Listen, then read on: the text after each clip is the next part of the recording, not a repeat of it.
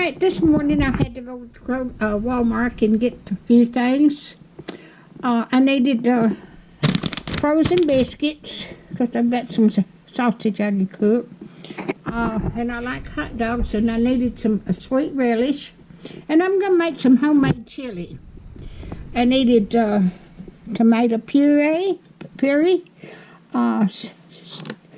stewed tomatoes, pinto beans, kidney beans, tomato sauce, and cumin. Then I've got chili powder. I wanted some Raisin Bran. I've got 2 boxes. I needed some milk. And I bought some chili beans with pinto beans in it. That way I'm stocking up. I got 4 cans of chicken noodle soup. I love that chicken noodle soup. I got some bananas because I'm going to make a hummingbird cake for Christmas and put it in the freezer. And I like bologna sandwiches. I got 2 packs of bologna sandwiches. And I love cream horns.